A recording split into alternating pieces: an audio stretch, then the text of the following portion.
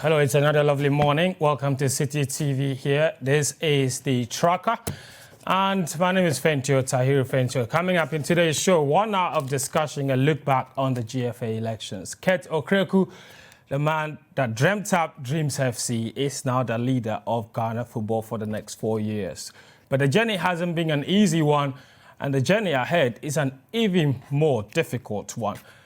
We'll be taking a look back at what transpired at the College of Physicians and Surgeons on Friday, and we'll also be looking at the next 4 years and what sort of challenges Kurt Okraku will be facing at the new Ghana Football Association. And all of the other related topics as far as this is concerned, the elections are concerned, we'll take a look at everything. And I have just the right person to help me do that. So we'll take a very short break here on the Tracker. When we come back, we'll start with the motivational video, introduce my guests, and then we can get the show on the road. Yes, leadership is everything. Leading and following, that's just about the same thing. Learning to lead is another way of learning to follow. And Kurt Okraku would need all of that and more to transform the new Ghana Football Association. What else he would need is the help of my guests here. Ameenu Shardow is administrative manager for Dreams FC, campaign manager, if you like, for Kurt Okraku's campaign team, really, or chief of staff. I don't know how to describe him, but this man has been running around since day one. My brother, thank you very much for joining us here. I mean, it's really a pleasure to have you. I mean, how long have you been with Kurt Okraku now? 4 years now. For 4 years at Dreams FC. Yes, but I've known him for over 10 years. For over 10 years. Yes. I mean, when you first joined him 4 years ago at Dreams FC, did you ever imagine that this is where you would be in 4 years, that he would be GFA president? No. I never really imagined at the time I was joining. It just became evidently clear as the days went by, getting closer to him, working closely with him, getting to know the kind of ideas he had and the kind of vision he had for football, increasingly won me over and made me absolutely convinced that at this time of our football development, this is the right person we need for the industry. I mean, and for Kurt, we'll talk a lot more about the campaigning process and what went into it and all of that.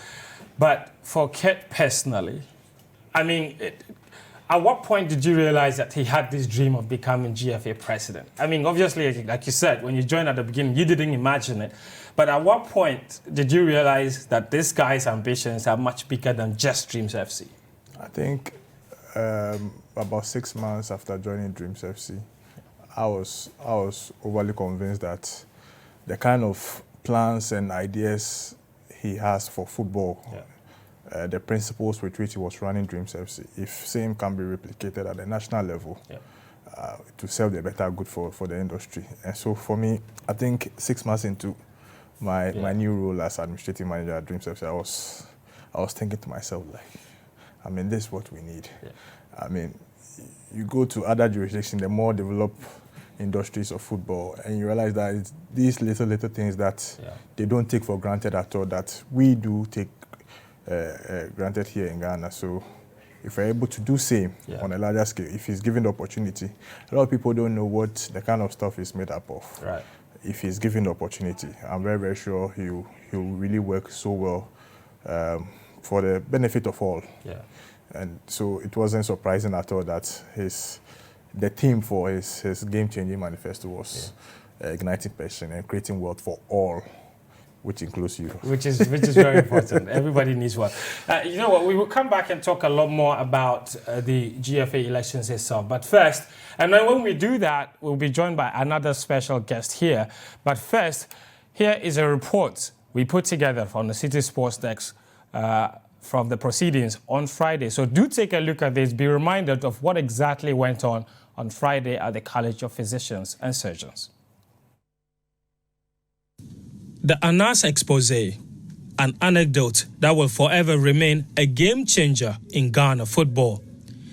It brought down the old establishment of Ghana football with an opportunity to rebuild.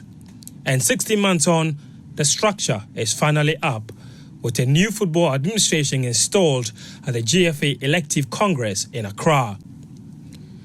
There was incredible tension and nerves in the air as delegates, media men, football stakeholders, members of the nominalization committee, and most importantly, the 6 contesting candidates made their arrivals at the venue for a date with history. Some made grand entrances, while others chose the more quiet approach. The main agenda of the day was to elect the first GFA president post the Anas expose, but some tiny bits of business also had to be taken care of. First, the 2017-2018 football season, which ended abruptly after the fallout from the Anas expose was officially truncated. Then, the nominalization committee proposed the inclusion of King Faisal and Great Olympics into the 2019-2020 Ghana Premier League campaign. With existing court cases from both clubs against the GFA, the NC believed this would give the new GFA a fresh start. It was backed by 64 of the 120 delegates. May we see by showing of hands those who are in support of what Mr. Randy Abe said?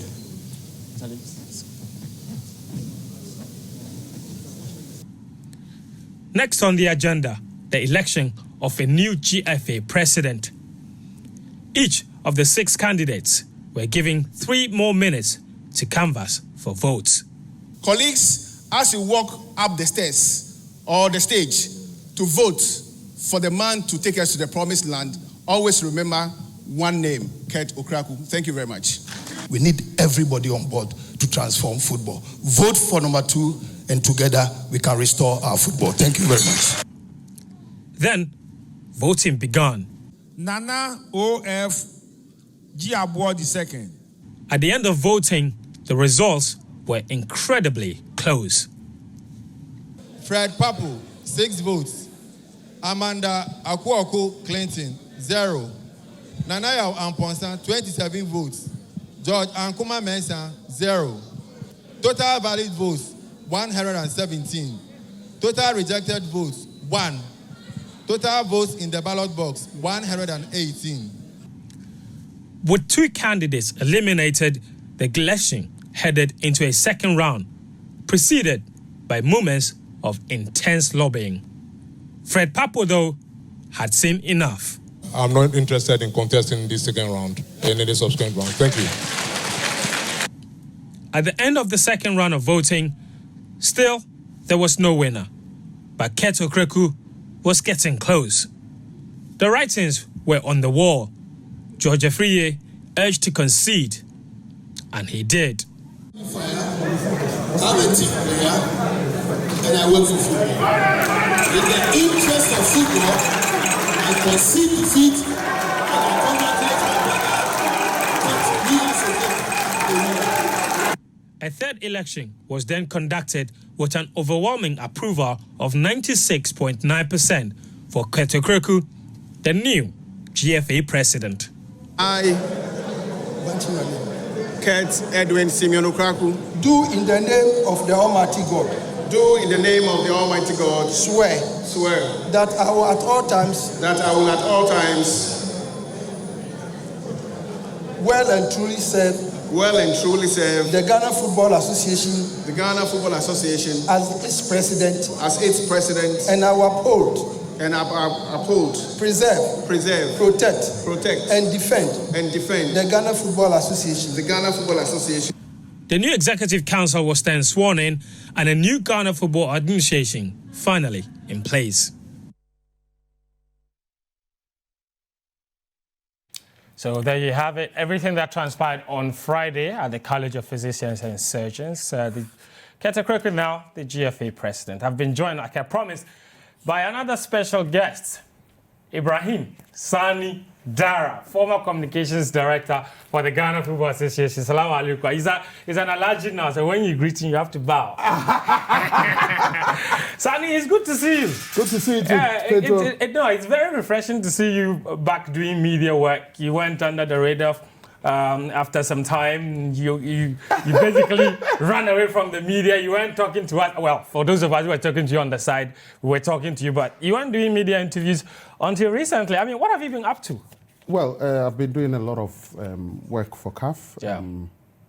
I'm part of a Special 3 group helping CAF with their communications strategy going forward and the rest like that. Yeah. So I've spent most part of this year in Cairo, going up and down. But I do stay in the country a lot, even though I've been traveling a lot. Yeah. This year alone, I've been between the month of May and July, I went to 47 countries. Wow. So it's been really, really hectic, but it was also time to also come back home, take a breather, and also see what was going on in Ghana. My passport pages are very empty. You reach 47 countries. I mean, that's a lot.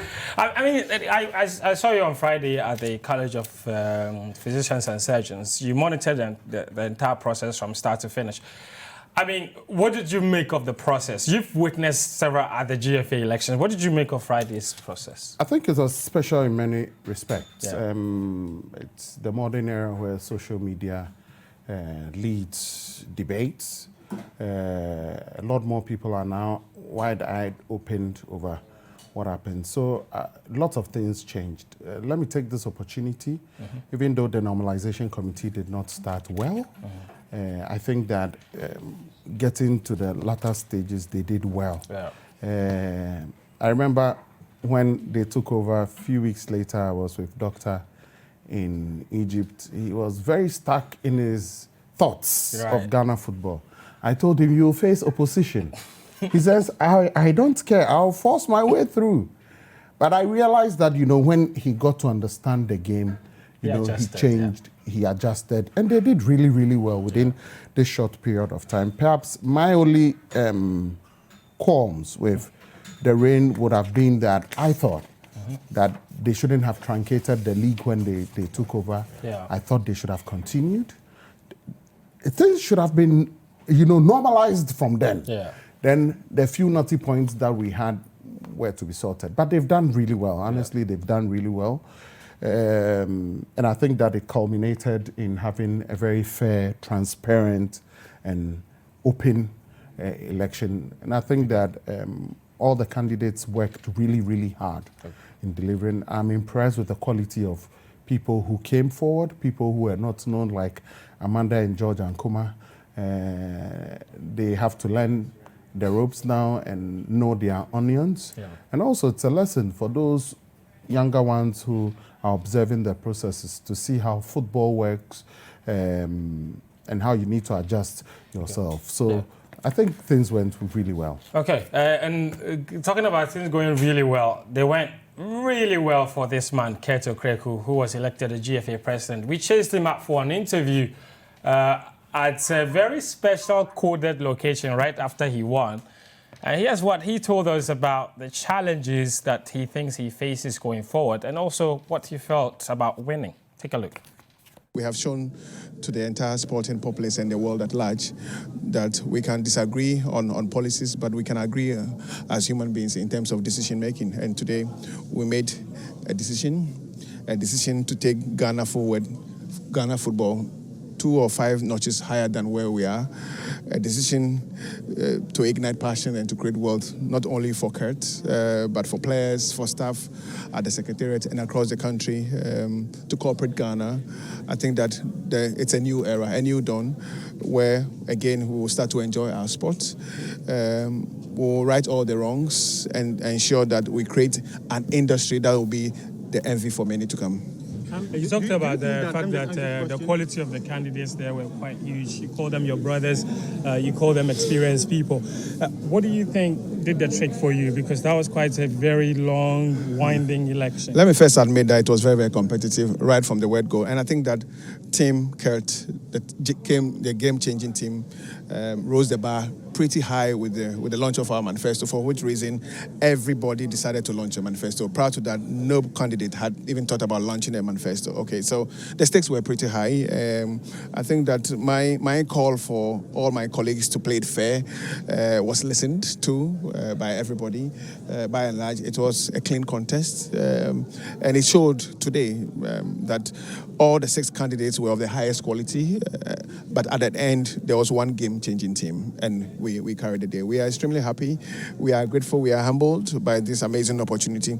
It's time for our game to come back alive again. Talk about the quality of the people you'll be working with, the members of the Executive Council. Just how pleased are you with the sort of people that you'll be working with trying to restore Ghana football? I think I've always said that there's a lot of quality here in terms of human resource persons or personnel. The football industry has spoken. We have chosen the best 12 among the lot. And I believe in the quality of each and every member of the team. I will lead a crusade to build an amazing working ethic at the Football Association, at the Executive Council inclusive. We would ensure that we will start to develop the game again, right from the grassroots, women's football, disabled sports, the ladies' game, Division 1 league, regional footballs across the country. I think that. Okay, so that's Kurt Okraku there, you heard him. I mean, and this is where I bring you in. The question ultimately that was on the screen is, how did he win? You were part of the campaign. How do you think you guys did this? I think there were both multiplicity of factors came into play, but one key thing was the personality himself, the candidate who is now president. He's of the highest quality.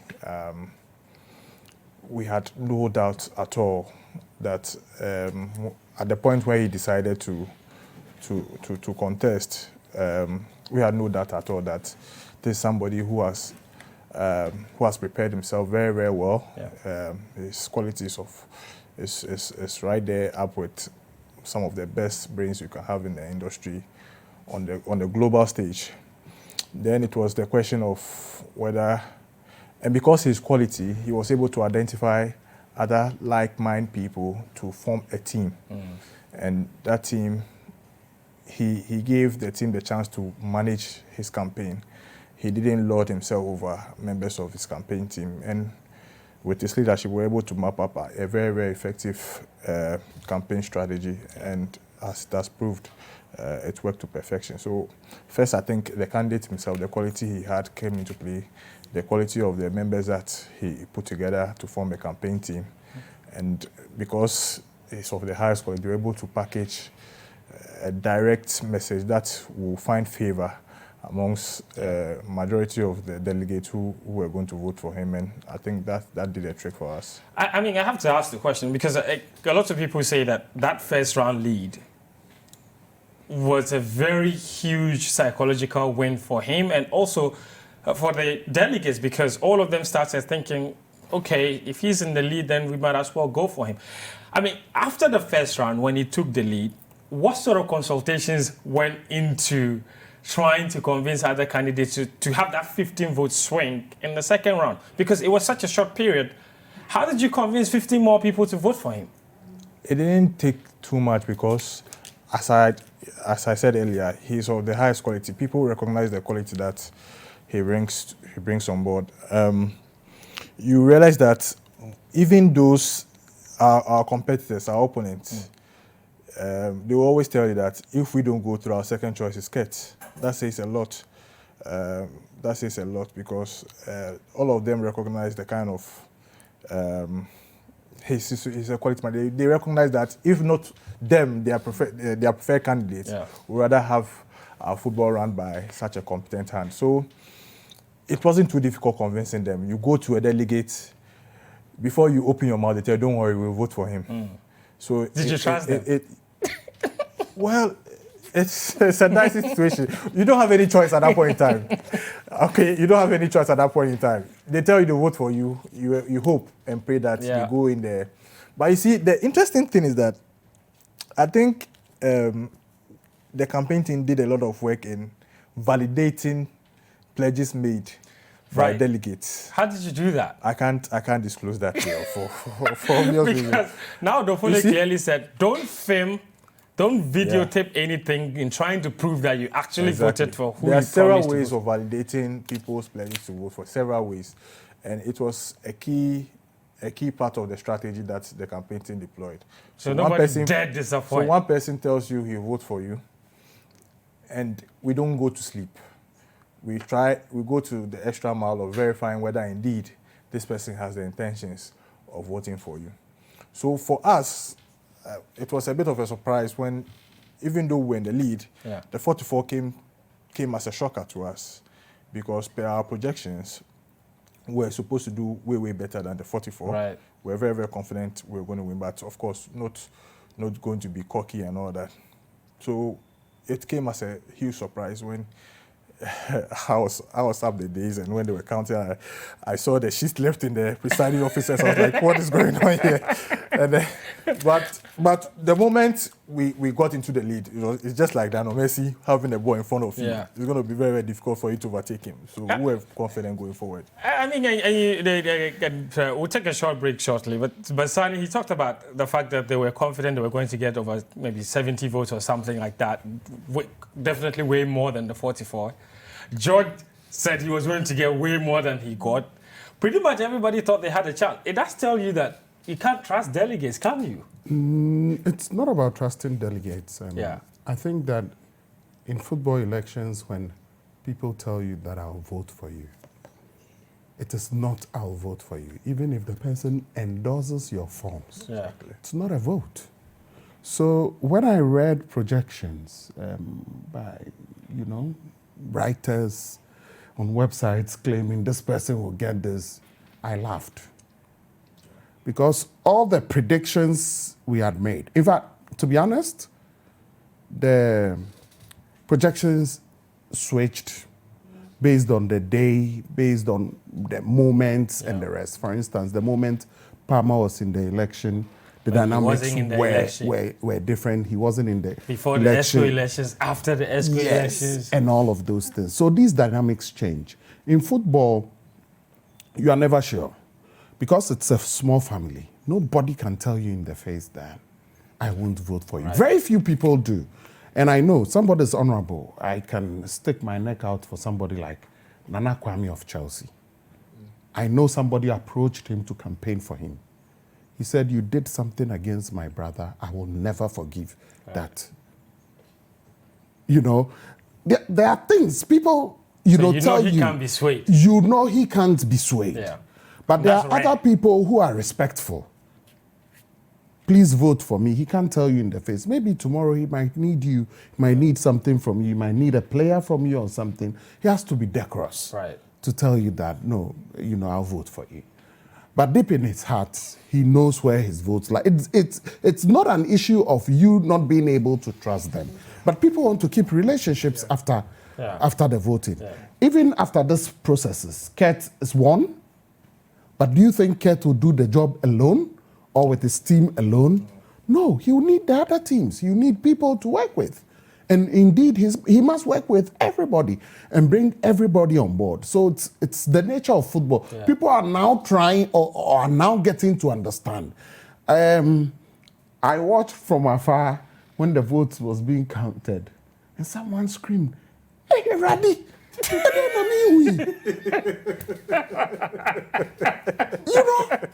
Because people have told him that. Yes.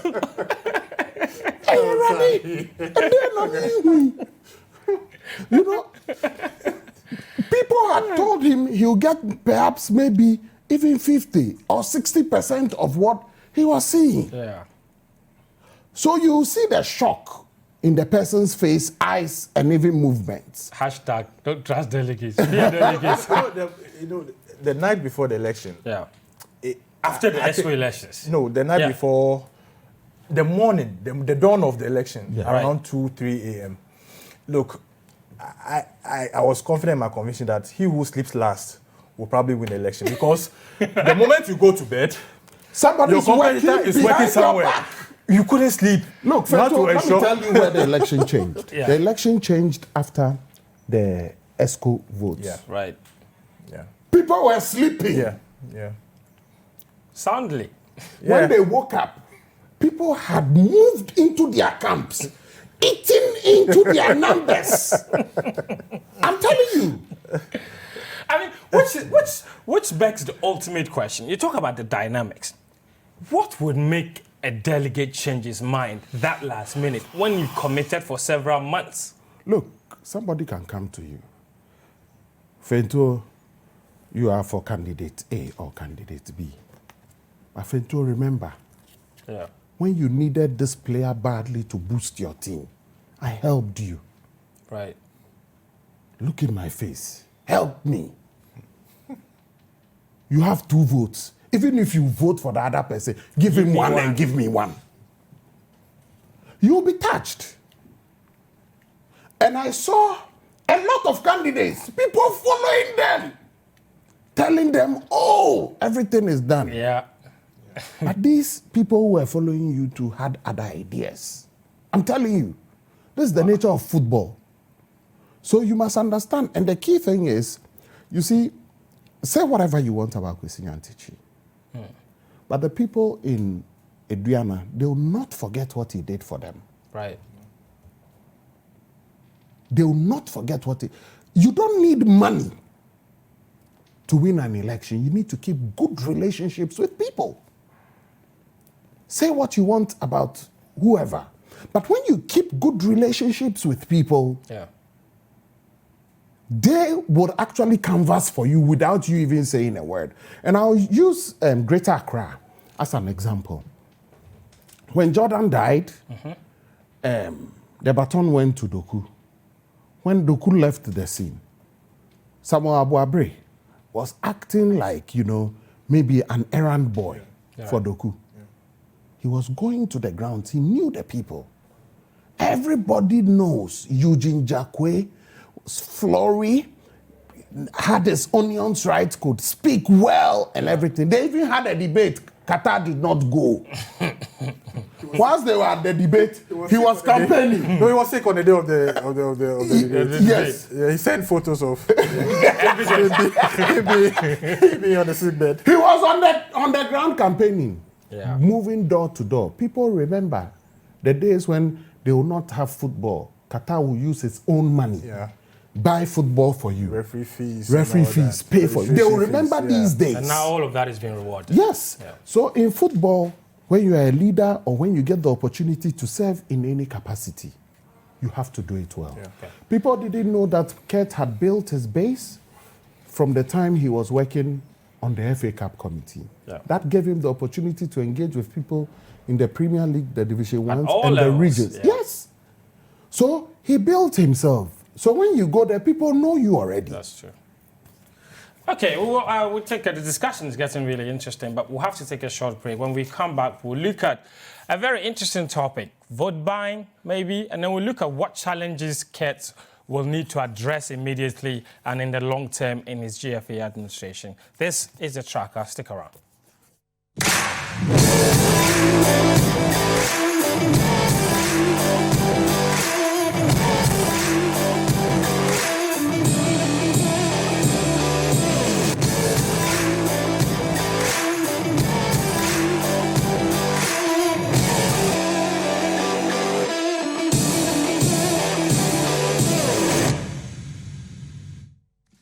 Hello, welcome to the Citi Newsroom. My name is Vivian Pai-Loko. And I am Umaru Sanda Ahmad.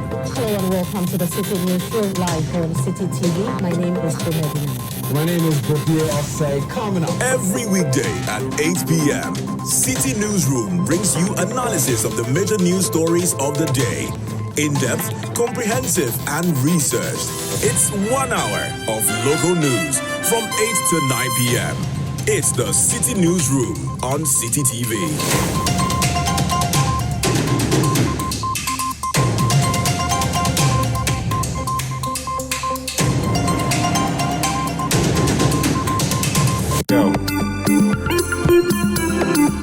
Spend 30 minutes every weekday catching up with all the trending social media conversations of the day. If you tweet it, we'll read it. We might just even Skype you. 30 minutes is all it takes, so use the hashtag 30minutes on social media to catch our attention. Join the most interactive social media TV show weekdays at 5 p.m. only on Citi TV.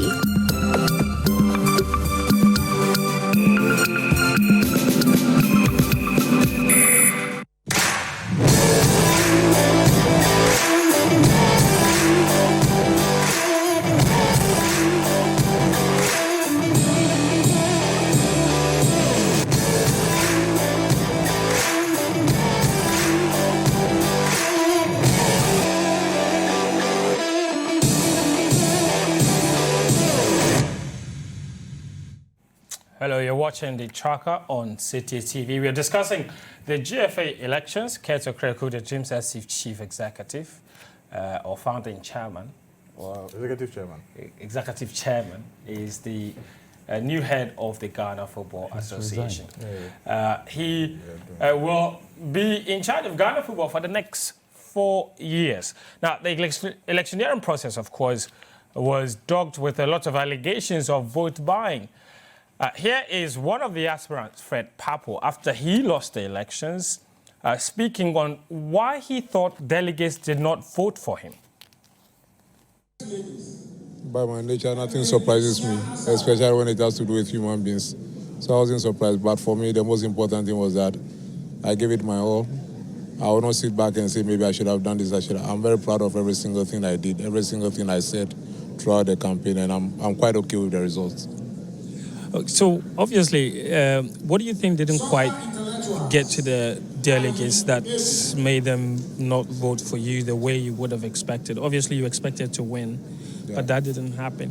What do you think was the defining factor here? What do you think went wrong? What do you think? Nothing went wrong. Absolutely nothing went wrong. I gave my message, and my message was obviously the best message that had to be given.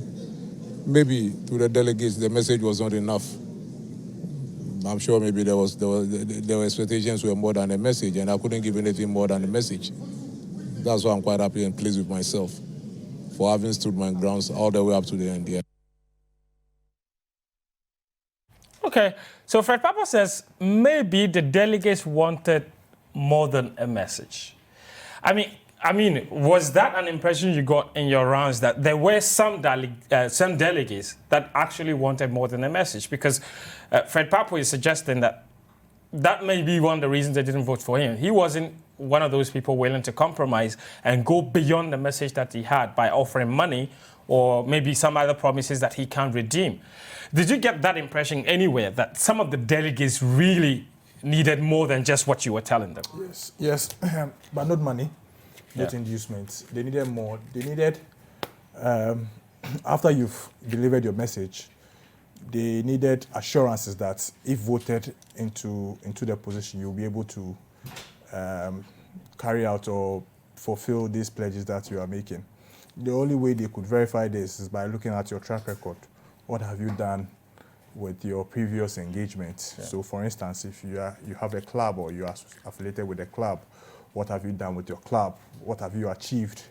If you were given a position to serve on committees at the FA, what were you able to do with it? Have you made it so much that it is consistent with the message that you are preaching?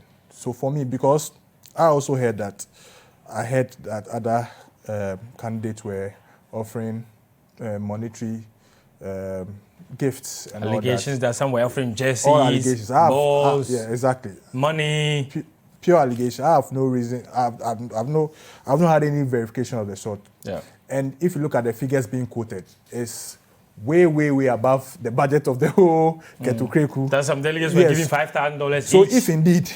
So if indeed candidates offered such inducements and the delegate did not vote for them, then it tells you that we should completely rule out this thing of vote buying. It's not real. You're saying vote buying isn't real in FA elections? I'm saying this it's not real in the sense that it will not translate into votes. Because the delegates who are the football people are looking for somebody who will come and not give them fish, but show them how to fish so that they don't need to be coming to you always. It's not. Elections comes once in every 4 years. So are you going to tell them that people in the industry are always going to wait until 4 years before they cash in on you? No, they want somebody who will come and do the job so well that they will be self-sufficient. You don't go to a club chairman and tell you he doesn't have balls. Of course, we went to some of them, they don't have balls. We have a lot of balls. We gave them balls.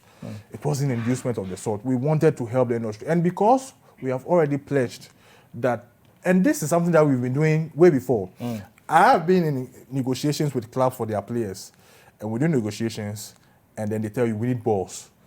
Until you give us balls and this amount of money, we are not releasing our players. We quickly have to organize. So they know this person has a track record of providing these deliverables that he's pledging now. So yes, delegates wanted more beyond gifts or inducement, if you may call it. They wanted somebody, especially at this point of our football development, at this point where after normalization, they need somebody who will come and do a good job for them, for us to be very comfortable. Because as we speak now, football is a business of loss. We are always making losses here and there. We don't make gains at all. We need to change this paradigm shift. We need to work so well that football becomes the profitable business that it holds the potential for in Ghana. Okay. I mean, Sannie, I spoke to Kwekweye after he lost the EXCO elections, 7-7. He told me that a lot of the delegates, when he went to them the day before the elections, they told him, "What they all bad, what they were not saying now." To which you just come with nothing. You just come and tell us to vote for you, and then you don't bring anything else to accompany you. You've been in this business for a long time. Is vote buying a problem in GFA elections, you think? I cannot verify that. Yeah. Because I've never been a delegate. So and you've never contested? I've never contested. So nobody would obviously come to me and demand money or say to me that this is the money. And if this is done, it is done nefariously. So how can you say it?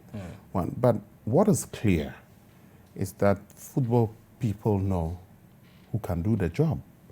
And there are qualities people look out for. Don't be fooled. If you like, bring 10 billion cedis, give it to them. If they know you cannot do the job, they won't give the job to you. If they know you are not accessible, they can't have you, they won't vote for you. If they know, and those who know this know what I'm saying, that when you win the election and you finish, you get to the FA, you put the phone over your head like this and do this. Mimba. They will punish you 4 years later. These are things you should learn. Humility. Open your doors to any and everyone. The ones who are very successful in Ghana FA elections have one quality: to be able to forgive even people who offend you. To open your doors, seek to unite people. Go out there when people are in need. Don't disrespect any human being, whether big or small. Turn up for events, funerals, outdoorings, weddings. And these are important factors. Crucially, when you are given a job to do within the federation, do it well. When you do it well, people know your qualities. You know, so it's, you know why, you know, for instance, a former FA chairman will stay in the hearts of people because of some of these qualities. The positive qualities people must adopt. Don't think that you sit on the radio station and say whatever you want. Whilst people are looking for you to campaign on the ground, you are on the radio talking. That won't help. Focus on the delegates. Okay. Sannie has moved out to that level of the conversation. So vote buying, Sannie said he can't verify. Ameenu said he doesn't think it's real. What is real, though, is that Kurt faces a lot of really daunting challenges in trying to refine Ghana football and, you know, make it as profitable as it potentially is. Here's one of those people that will help him do that, or that will be hoping to help him do that, Randy Abbey. He's an executive council member of the Ghana Football Association. I asked him what they needed to do immediately after they won the elections. Take a look. To, first of all,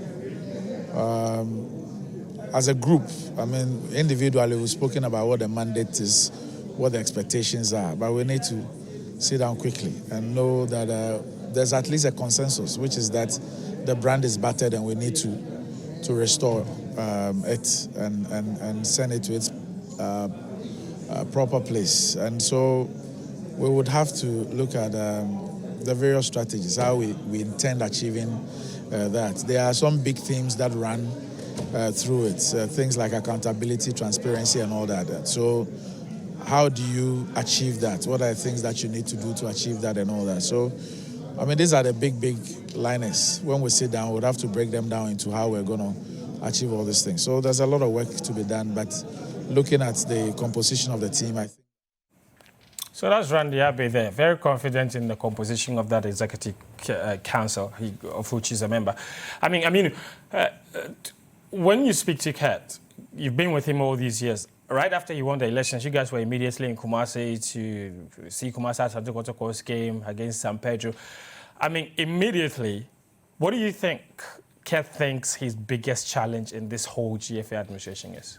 I think he made it quite clear when he launched the manifesto that the sport lacks the investment that is required to take it to the next level. And it lacks this investment because there's a lot of bad perception about the sport. Some as a result of how we've conducted ourselves in the past. So it's very, very important that we change our attitudes and behaviors, especially when dealing with the public. We've all now come to the realization that football is not a small enclave on its own. It's not an island on its own.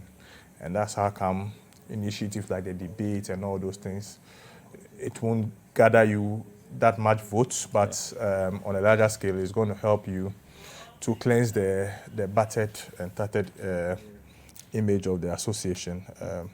So for me, that's number one, how to rebrand the association to make it the association of choice, to ensure that it commands the level of investment that is required to push the game forward. And I think he has started on the right footing, and that's why in his manifesto he insisted on the creation of a fully functional marketing and communication department. Fully functional, underline here.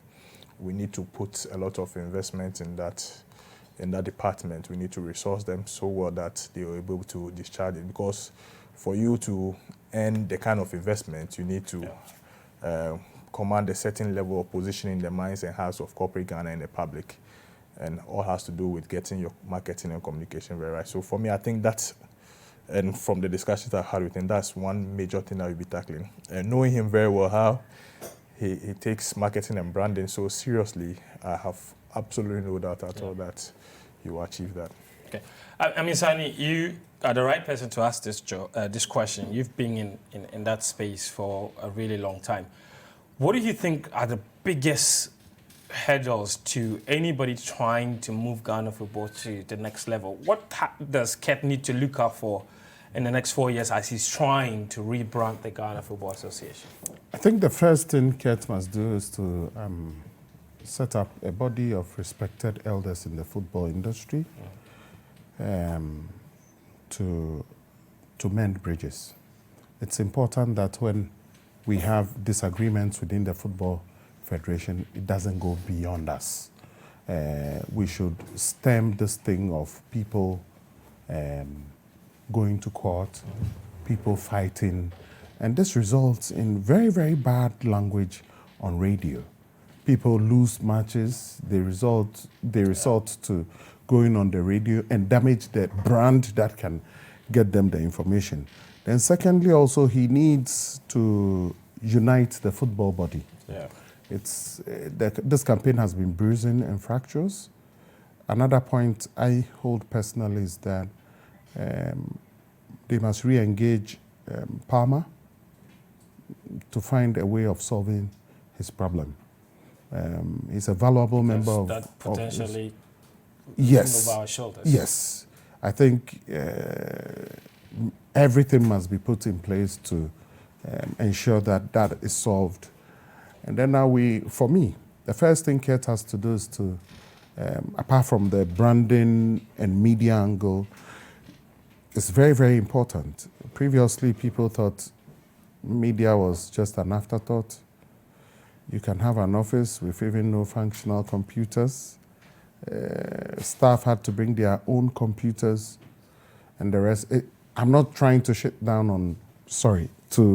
do down on the previous General Secretary, but I don't think we paid enough focus on it. No budget for the department, no budget.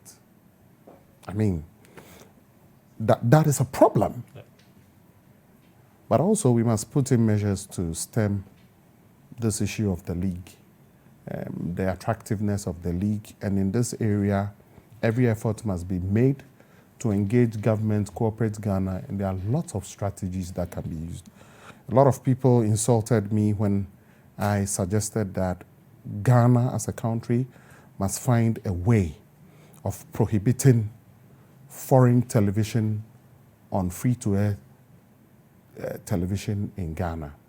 If England themselves, who sell to you the Premier League rights domestically, don't put football on free-to-air television, why must Ghana? It's a question that we will try to answer. And a lot of other things, we clearly have to look at it. That we will find time to talk about a lot more. But we are running out of time and we have to bring the show to a conclusion. But before we go, Sannie, I mean, you have a case with Anas. What's up with that? It's still going strong. I've not been following it. I hope that it will come to a conclusion. I'm very, very happy about how the case has progressed so far. I think that there was a calculated attempt. There was a calculated attempt to put me in a certain light, and anybody with any conscience of humanity will look at that thing and you see that it's a calculated thing to get at me. And perhaps people who might speak for Kwesi Nyantakyi. That failed woefully. I've continued to thrive. In fact, that has actually turned out to be a blessing for me in many, many industries. For the first time, a Ghanaian has been in charge of media operations for CAF in the final opening and final matches of the African Cup of Nations. I've engaged at the highest level of African football. Bottom line, more money. No, not more money. Not more money. Clearly, Sannie, I mean, and you are obviously in court to clear your name and make sure that all of these things... Not only clear my name, but also to look at the bigger picture. Yeah. Look at the bigger picture. Look, I was fortunate that when my issue came, out of the blue, nowhere, I don't have the money to go to court to fight this case. Out of the blue, somebody called me and told me, I know you.